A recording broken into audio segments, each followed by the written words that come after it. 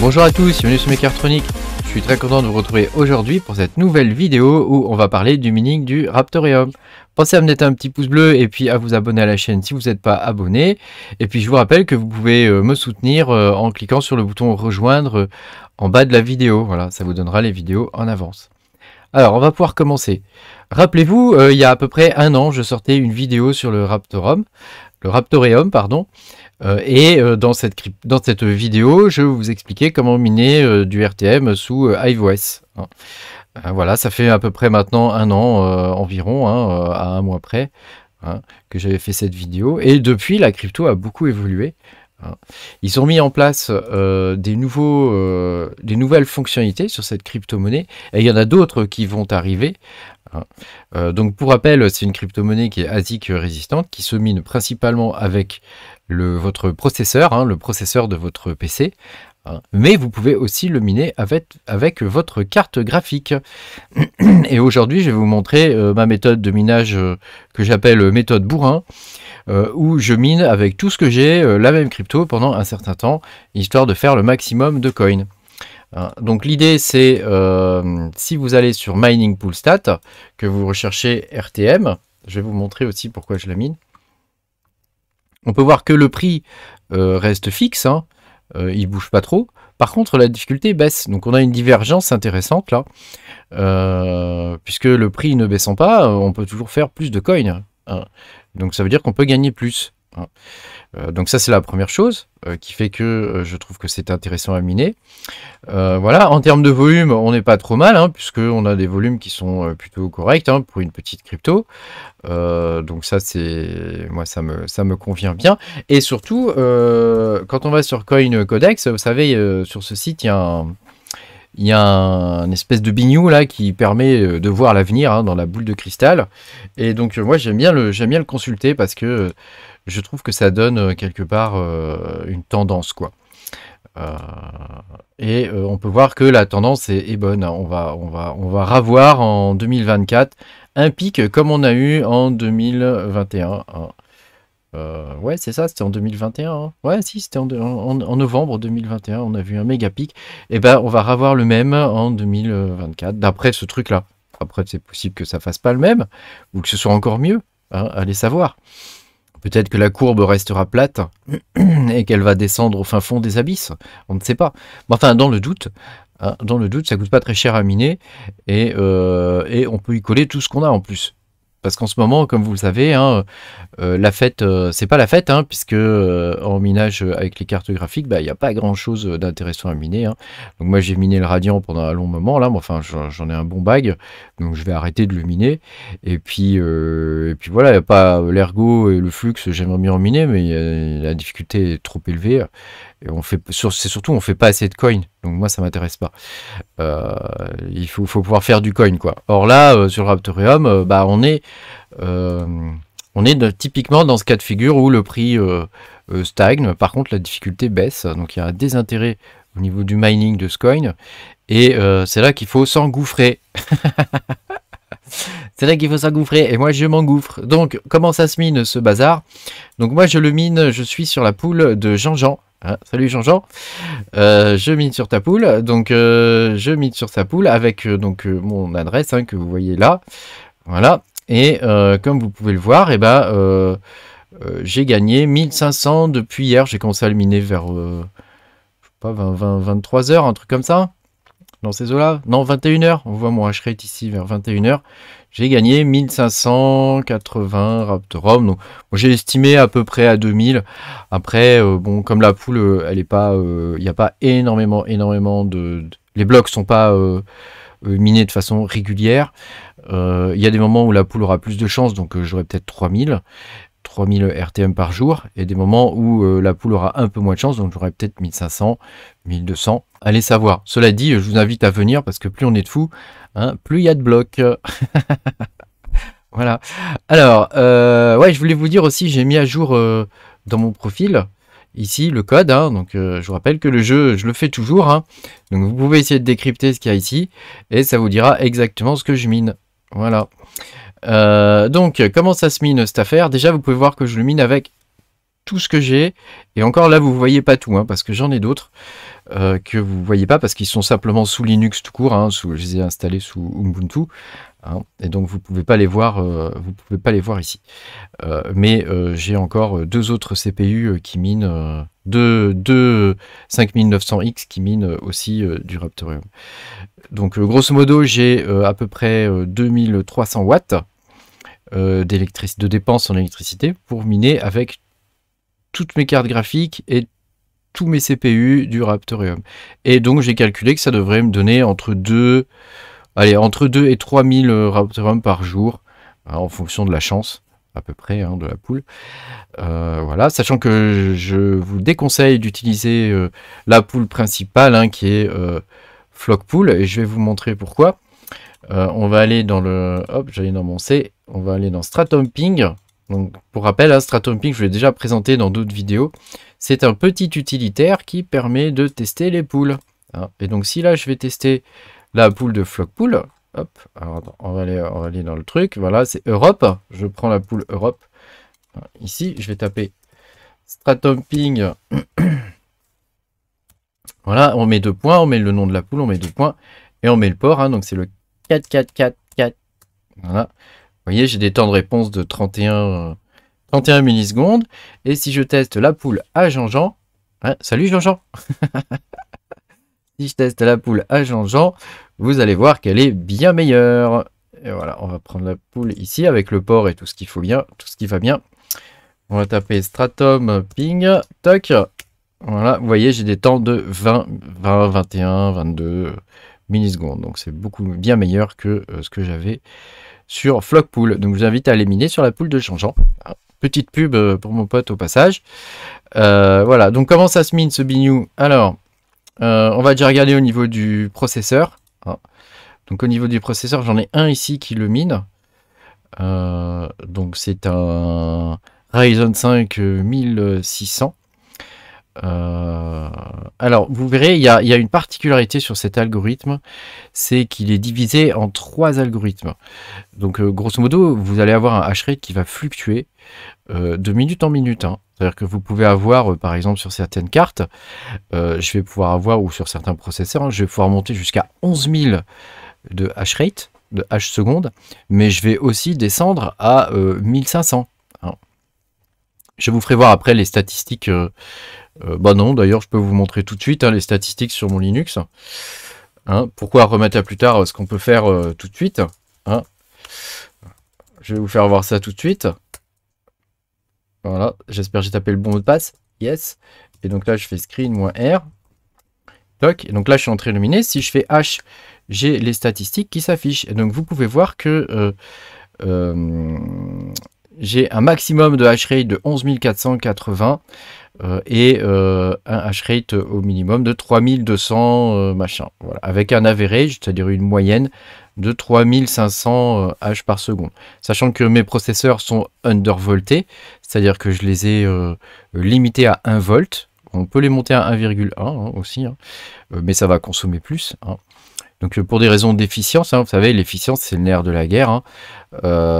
Pour des raisons d'efficience, j'ai limité la consommation de mes processeurs en limitant le voltage sur mes processeurs. Hein, parce que c'est des processeurs qui peuvent monter à 1,3 facilement, 3 volts, hein, donc ça peut consommer beaucoup plus. Mais là, pour le coup, ils sont stables, en consommation stable, j'ai à peu près 130 watts par processeur. Hein, donc pour mes deux Ryzen 5009, sachant que j'en ai acheté 2 autres, donc je vais en avoir 4, bah, j'ai 130 watts par processeur, hein, donc c'est pas énorme, et ça permet de miner des coins très très bien. Voilà, donc ça c'était pour vous montrer ça. Alors, sous iOS, vous allez voir, c'est très facile à miner. Je vais vous montrer ma flight sheet déjà. Alors évidemment, il vous faut créer un wallet, hein. Donc vous allez dans Hive ici, vous cliquez sur le truc là, vous faites wallet, ici vous faites add wallet, hein. Vous choisissez ici RTM, c'est son sigle, hein, et là il vous faut rentrer votre adresse de wallet. Alors moi en wallet j'utilise Zelcore, donc je vous mettrai le lien en description hein, si vous voulez le télécharger et l'utiliser, hein.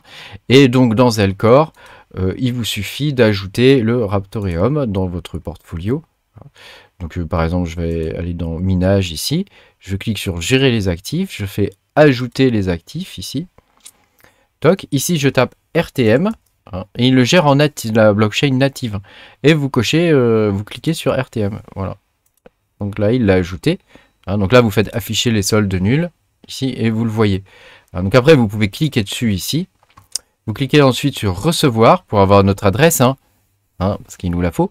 Et on clique sur l'adresse ici pour la copier. Voilà, c'est tout simple. Et donc ensuite, vous allez dans... il est où? Il est là. Voilà, et donc là, vous collez votre adresse. Et c'est fini, vous faites créer. Et puis, ma foi, voilà. Ah, mais l'adresse, il faut la mettre là, hein, je suis bête, moi. Ici, vous mettez un nom quand même équivoque. Hein, vous mettez Zelcore, par exemple. Zelcore. Voilà, vous pouvez mettre Zelcore, par exemple, Zelcore RTM ou des choses comme ça. Donc moi, je ne vais pas cliquer sur créer puisque je l'ai déjà. Hein. Voilà, ça c'est une première chose. Et puis, vous pouvez aussi miner depuis une adresse sur Inode, Inodez. Je ne sais pas comment on le dit. Inodez. Voilà, vous pouvez miner aussi directement sur Inodez. Alors, je ne vais pas vous faire voir là comment ça fonctionne.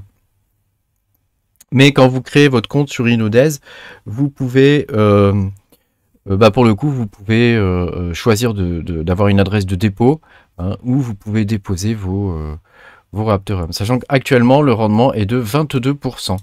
Il y a un an, le rendement était de 40%. Donc vous voyez, il y a une baisse au niveau du rendement. Donc attendez-vous dans un an à ce qu'il y ait encore une baisse. Hein, et ce sera peut-être de l'ordre de 10% hein, dans un an. Hein. On verra. Hein, on verra comment ça se passe. Mais voilà, il y a cette possibilité-là aussi. Sachant que moi, je ne le fais pas. Parce que pour débloquer ces fonds dessus, il faut attendre la fin du mois. Or, si on a un pump sur la Raptorium, moi je vais souhaiter pouvoir les vendre. Donc je préfère conserver mes coins sans qu'ils me rapportent 22% par an. Voilà. Après, si on en mine assez, il y a peut-être moyen de se faire un node communautaire, puisqu'il faut 1,8 million de coins pour faire un node. Voilà. Donc, revenons-en à nos moutons. Une fois que vous avez créé le wallet, alors je vais vous montrer dans la flight sheet comment ça se passe. On va prendre celle-ci, hein, parce que c'est là que j'ai un processeur.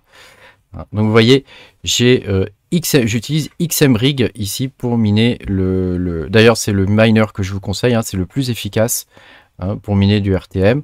Donc ici, vous choisissez le coin, RTM. Ici, vous choisissez le wallet que vous venez de créer.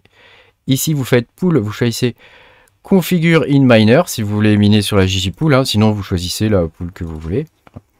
Et ici, vous choisissez XMRig. Il y en a d'autres, hein, il y a CPU miner opt, mais je vous le déconseille, il est moins bon et vous allez générer moins de share.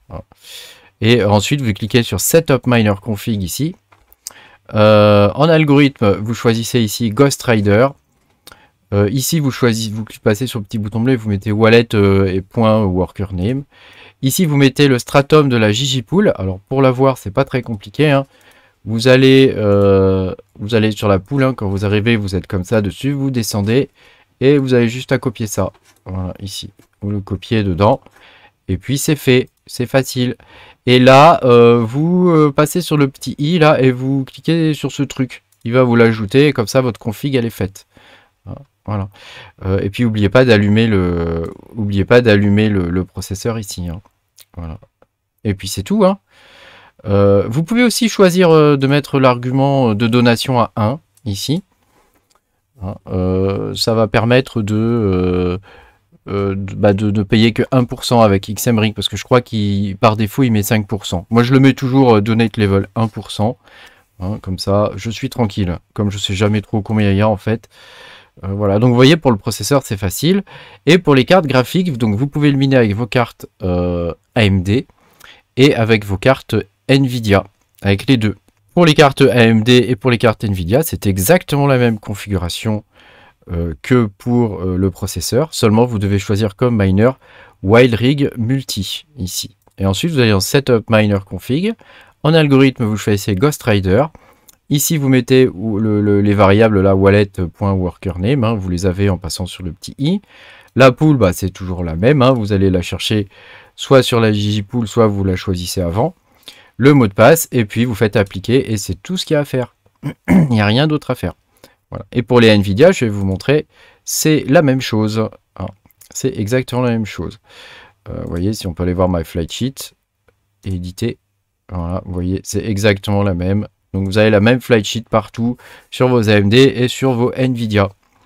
Voilà, pour vérifier que tout fonctionne bien, je vous invite quand même à aller cliquer sur l'adresse IP ici, là, hein, et à taper en user, en login, vous tapez user, en mot de passe, vous tapez 1. À force de regarder mes vidéos, hein, mes abonnés fidèles connaissent hein, ça. Hein. Et puis ensuite, vous tapez mode TD watch pour voir où il en est. Et donc, vous devez le voir miner. Si vous ne le voyez pas miner, c'est que vous avez peut-être un problème au niveau de vos overclocks. Alors, au niveau de l'overclocking, donc pour les Nvidia, j'en ai testé pas mal. J'ai essayé des OC type Ethereum, j'ai essayé des OC type Autolycos, j'ai essayé des OC type SHA 256 ou 512 comme vous voulez. Donc purement core, hein, intensif, ça fonctionne pas bien. Par contre, ce que j'ai trouvé, c'est que avec des OC où le core il est relativement bas, mais par contre avec une mémoire assez élevée, on arrive à miner avec un ratio dépense d'électricité et rendu au niveau des coins qui est pas mal. Hein, puisque vous pouvez voir que ça consomme relativement peu là, environ entre 80 et 90 watts à peu près hein, par carte, sachant que là c'est des 3070. Voilà, après le hash rate, comme je vous ai dit tout à l'heure, il va osciller. Hein. Donc là, il oscille grosso modo entre 1.2 kHz et 2.5 kHz. Hein. Donc voilà, c'est plutôt sympa, je trouve. Voilà, sachant que comparé à un processeur, c'est l'efficience c'est à peu près moitié moins qu'un Ryzen 5009. Hein. Par contre, si vous avez des processeurs plus anciens, etc., ouais, ça se vaudra par rapport à une carte graphique. Hein. Et moi, je dis, actuellement, on n'en a rien à faire, on fait rien avec nos cartes graphiques, donc autant les mettre à miner, quoi. Hein. Et donc, moi, j'ai balancé toutes mes cartes. Hein. J'ai balancé toutes mes cartes ici et tous mes processeurs. Hein. Donc là, vous voyez, ça, ce sont des 3060 Ti. Hein. Vous voyez, la consommation reste limitée, hein, pareil, hein, entre 80 et 90 watts à peu près. Hein. Elles sont un peu moins bonnes quand même que les 3070. Hein. Mais enfin, ça reste somme toute correct pour une consommation plutôt pas mal. Alors moi, elles sont moins bonnes parce que c'est de la NXV1 ici et elles montent pas bien en mémoire, quoi. Hein. Elles montent pas bien en mémoire. Voilà. Et pour les AMD, de même, là, j'ai monté un peu le corps. Hein. La RAM, je l'ai laissé un petit peu moins quand même que ce que j'avais sur ETH. Hein, parce que j'avais 1070 sur ETH, là j'ai 1050. Hein, et ça me donne, ma foi, quelque chose qui est correct. Hein, voilà, c'est moins bon quand même. Sur les AMD, on notera quand même que c'est moins bon que sur les Nvidia. Hein, parce que sur les Nvidia, sur les 3070, je peux monter à 2500 H secondes. Là c'est un petit peu moins bon sur les AMD, l'efficience c'est moins bonne. Voilà. Donc vous avez vu, c'est vraiment pas très compliqué à miner. Hein. Donc moi je mine ça sur la pool de Jean-Jean. Alors la pool de Jean-Jean, il y a quand même une particularité. Hein. C'est la 8e pool, je crois, maintenant. Ouais, c'est ça, c'est la 8e pool. Hein. Mais vous voyez que le hash rate augmente depuis hier. Hein. Vous voyez, oh le joli pic. Oh le joli pic de hash rate. C'est pas mal ça, ça veut dire qu'on va avoir plus de blocs. Hein. Ça veut dire qu'on va avoir plus de blocs. Donc grosso modo, il faut s'attendre à ce que, comme c'est pas la plus grosse des poules, hein, que les blocs ils arrivent de façon discontinue. Hein. C'est-à-dire qu'à certains moments, en fonction de la chance de la poule, on va avoir plus de blocs, et à d'autres moments, on va avoir moins de blocs. Hein. C'est normal. Ça fait partie du processus de minage. Hein, seulement, comme la plupart des gens sont habitués à l'Ethereum, à aller sur des très grosses poules, où les blocs ils tombent de façon régulière, là, quand on est en mining solo, des fois, on peut avoir 5 blocs de suite, et puis rien pendant 2 jours, quoi. Hein. Donc, il ne faut pas s'inquiéter. En tout cas, j'ai vérifié, les paiements marchent très bien, ça fonctionne de la balle. Et du coup, moi, j'y vais pleine balle. J'y vais à fond. Donc ça, je vais miner ça pendant quelques semaines, hein, facilement. Je pense, parce que il n'y a pas de monnaie qui se dégage en ce moment. Il y a beaucoup de clones de l'Ethereum qui sortent. Il n'y a pas vraiment de monnaie qui se dégage et qui sont vraiment intéressantes à miner. Donc moi j'y vais plein de balles sur sur le Raptorium. Et si on fait des petits calculs, alors là c'est vraiment très spéculatif ce que je vais vous montrer. Mais si on fait des petits calculs, imaginons que j'en mine, disons 2500 par jour. Ok. Attends, je vais sortir la calculette.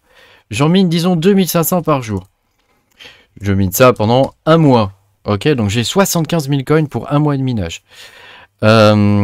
Imaginons que le machin il monte à 0, allez, 0,8, enfin comme ils disent là, 0,92, 0,092. Imaginons juste ça.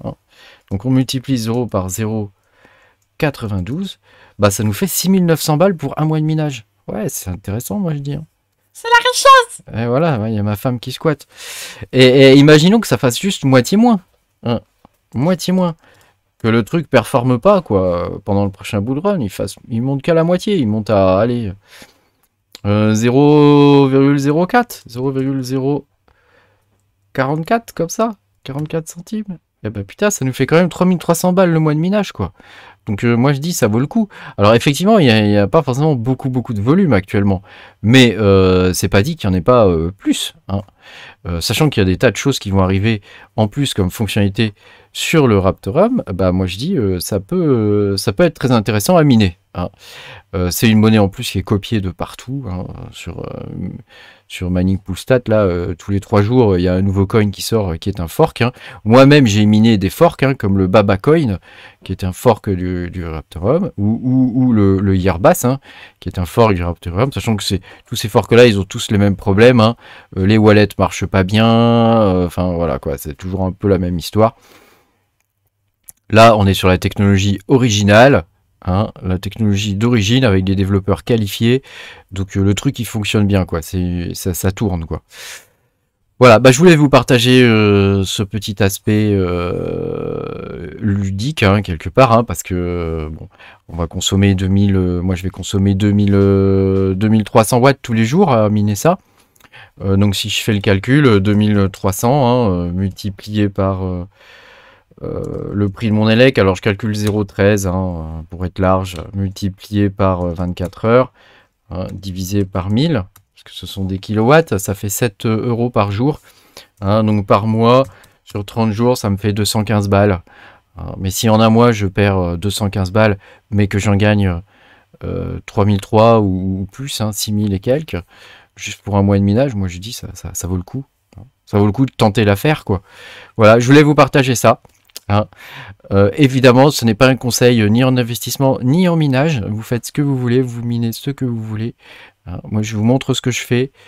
Je suis tout seul dans mon bureau et je vous fais voir les conneries que je fais en minage. Voilà. Merci beaucoup de m'avoir suivi. Pensez à mettre un petit pouce bleu et à vous abonner à la chaîne si vous n'êtes pas abonné.